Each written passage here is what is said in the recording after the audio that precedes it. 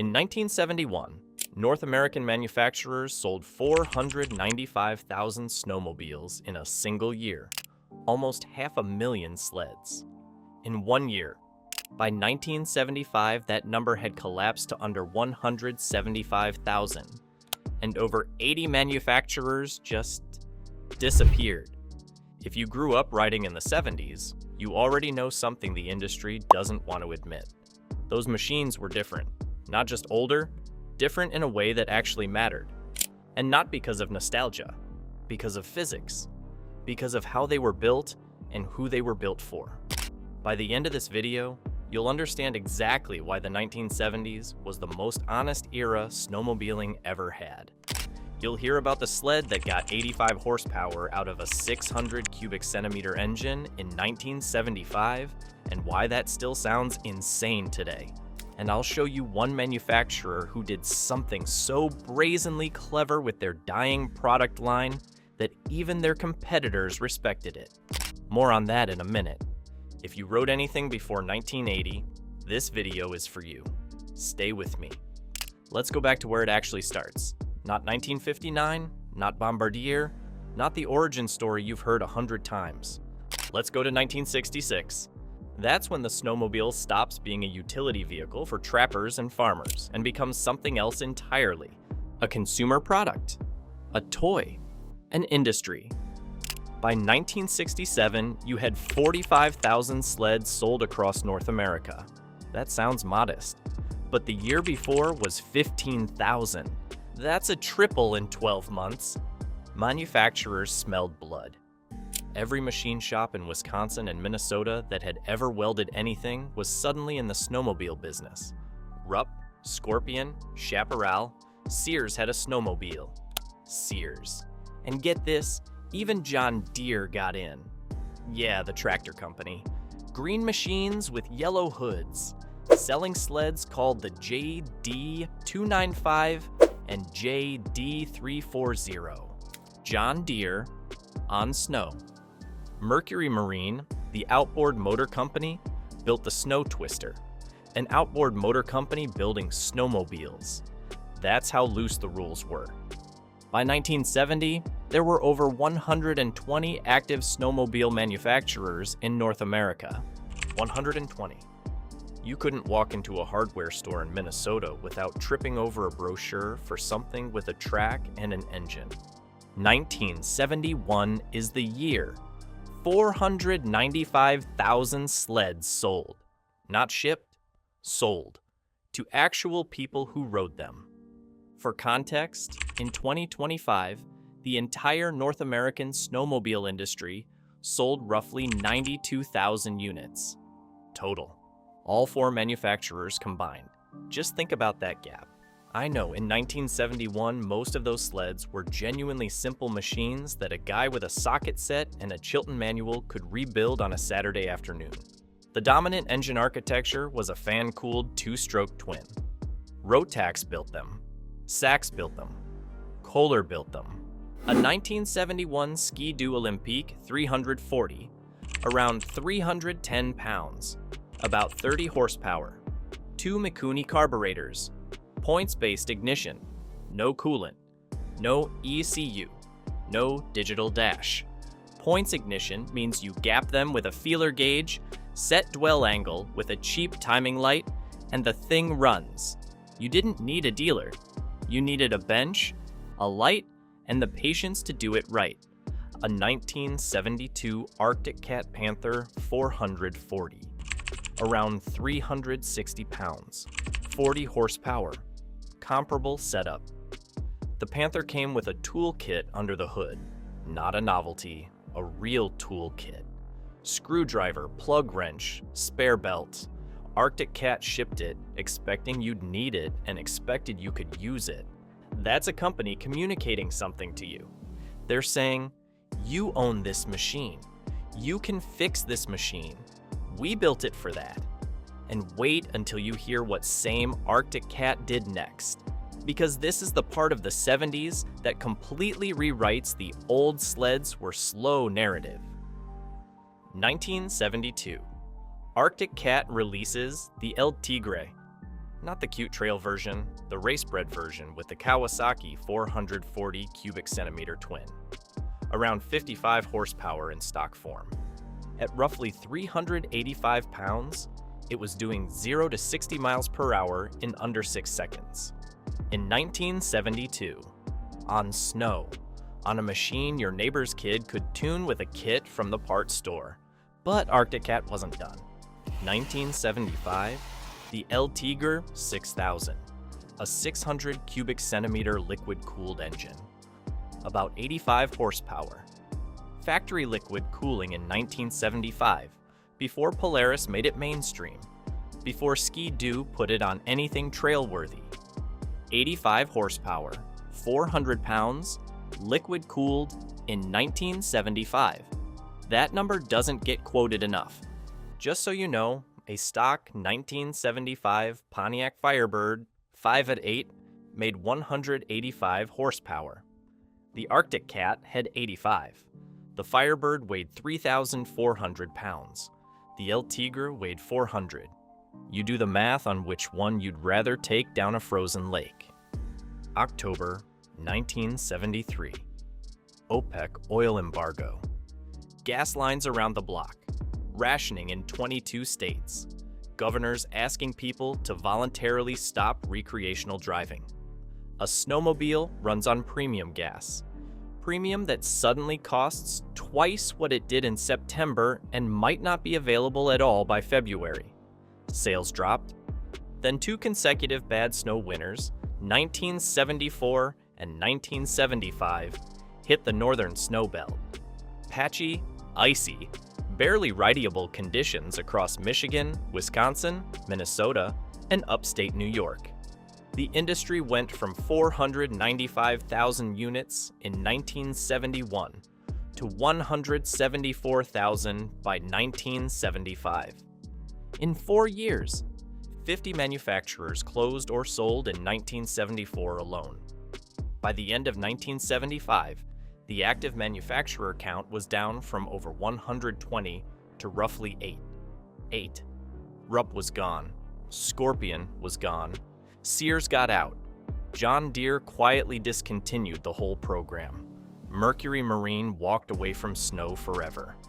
What was left?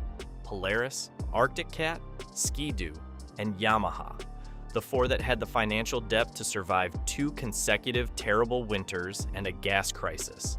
The others couldn't. Ironically, the machines that survived the crash were mostly pretty good. The market contraction wasn't because the product was bad. It was because the product needed weather, cheap gas, and consumer confidence, and all 3 disappeared at once.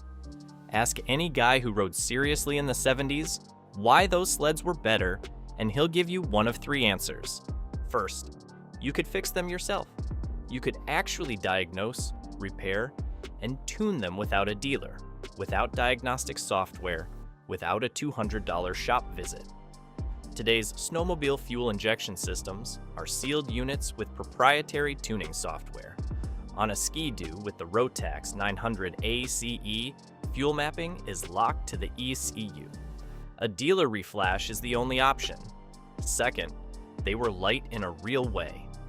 The 1972 Yamaha SL338, around 315 pounds. Fully assembled, gassed up. Under 340 pounds. A 2024 Ski-Doo MXZ 850 Sport weighs 477 pounds. A machine positioned as one of the more accessible trail sleds in the lineup. That's 140 pounds heavier than a Yamaha from 1972 that could genuinely keep up with it on a groomed trail. For a 58-year-old guy loading a sled in the dark at 5 in the morning, that 140 pounds doesn't stay on the trailer. You feel it in your lower back, in the ditch crossing, in the tow out when the sled buries itself. Third, the character. This one's harder to quantify and easier to dismiss, but yeah, it's real. A 1973 Polaris TX400 with a Fuji 396 cubic centimeter twin. That engine had a specific sound, a specific throttle response, a specific vibration pattern through the handlebars that you learned. The machine told you what it was doing and what it needed. Modern sleds with ride-by-wire throttle, electric power steering, and electronically controlled clutching are smoother, faster, and objectively more capable. You don't feel them the same way. That difference is real. Whether it makes the old sleds better is the debate. In my opinion, one brand in the 70s stands out as having the clearest philosophy.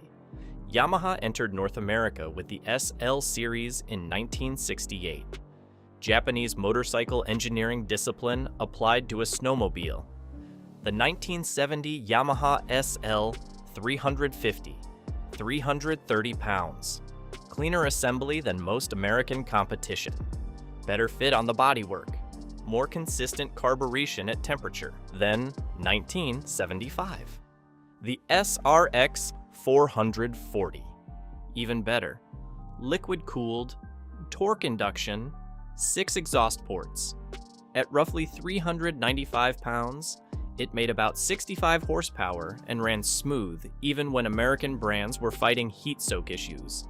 The SRX was so far ahead that riders who had no particular brand loyalty went out of their way to find one. I like Yamaha engineered their snowmobiles like they engineered their motorcycles. The Yamaha 433 and EC340 fan-cooled engines from that era were so reliable that some of them ended up in experimental ultralight aircraft in the early 1980s.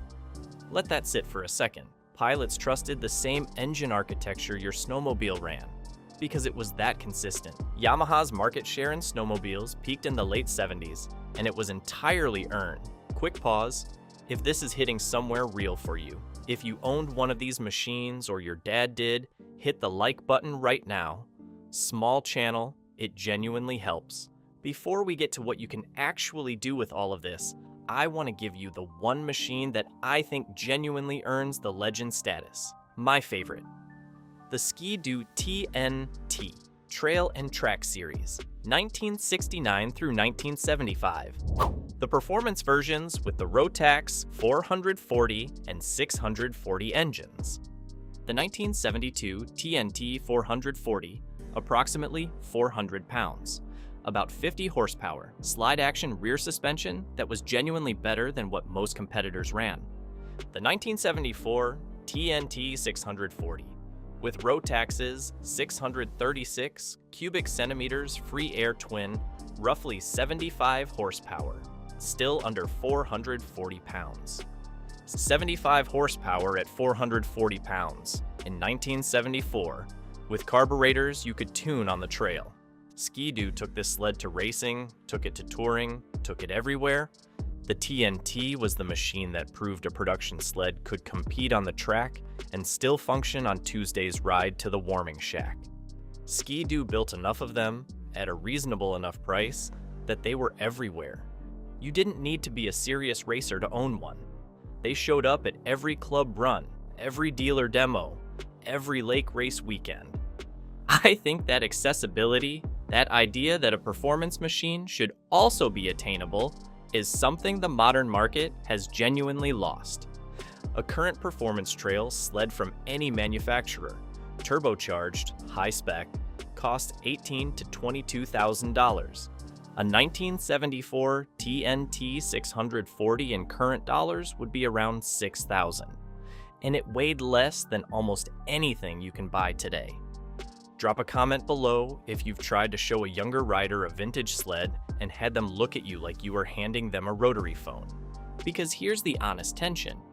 The attributes that make 70s sleds appealing to riders who grew up on them, the simplicity, the repairability, the lightness, the rawness, are exactly the attributes that a 28-year-old who learned to ride on a fuel-injected, GPS-equipped modern sled doesn't miss. You can't miss something you never had. The guys who say the 70s sleds were better are mostly saying the relationship with the machine was better. The ownership experience was better. The community built around those machines was better. And that's not wrong. But it's also not the whole story.